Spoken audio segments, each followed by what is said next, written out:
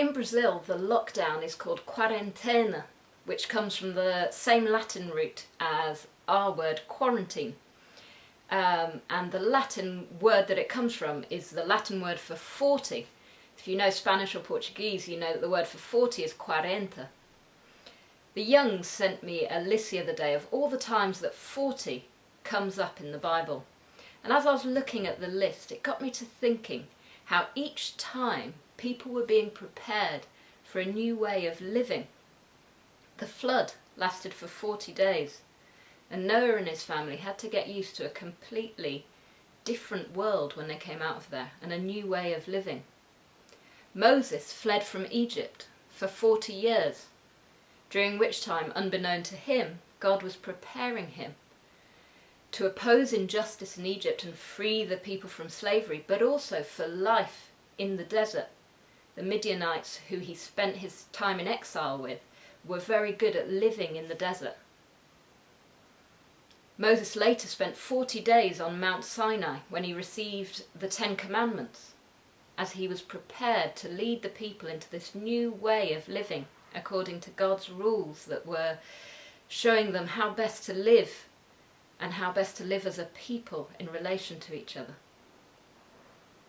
Jesus fasted for 40 days as he prepared for his 3 years of ministry before his death and resurrection.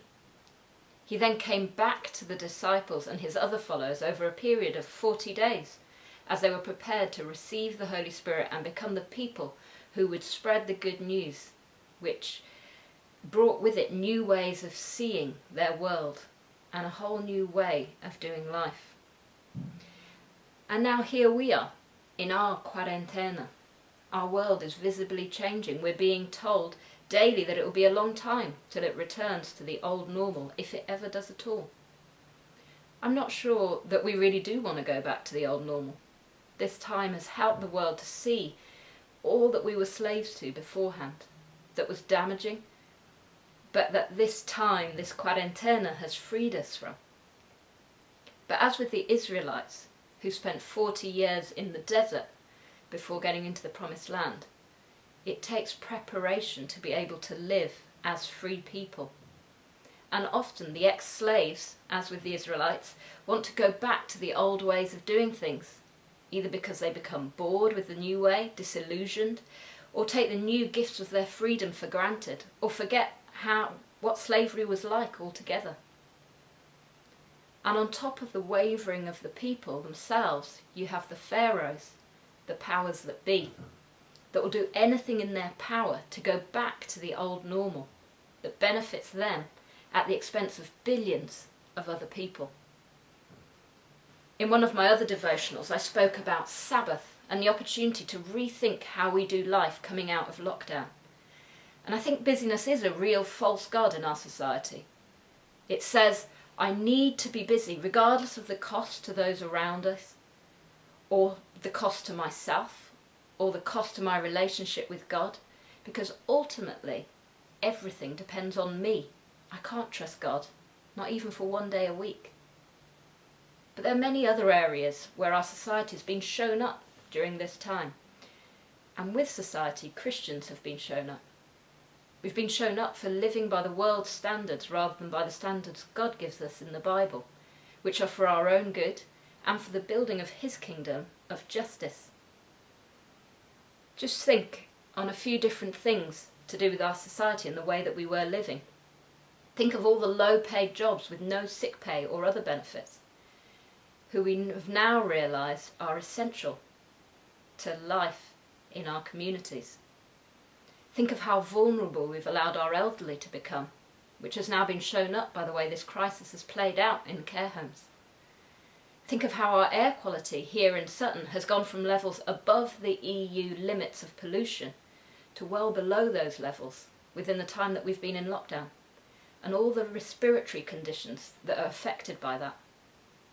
Think of all the people who now speak to their neighbours each Thursday evening, if not more, and who help or have received help from neighbours who previously had very little or no contact with them. Think of all those people now taking the time to exercise regularly and get fresh air, rather than driving manically from home to school to jobs to activities to meetings and back home to drop into bed. Think of all those now exploring faith because they've had the time to allow those questions and thoughts to rise up and the time to explore them. These things are all striking, and there's loads more. I wonder what you might think of and the issues that have risen up during this time for you.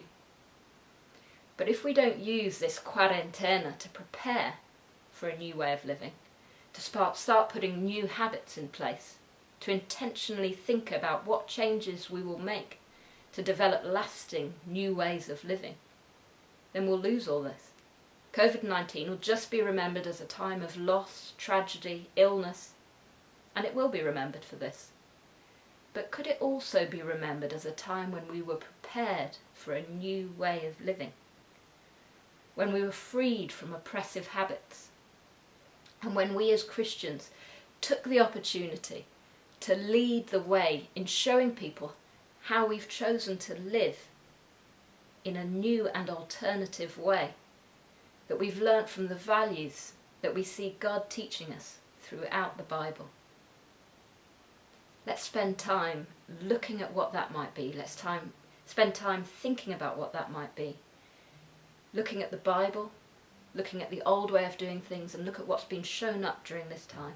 And then let's spend time creatively putting new habits into place, preparing ourselves for a new way of living.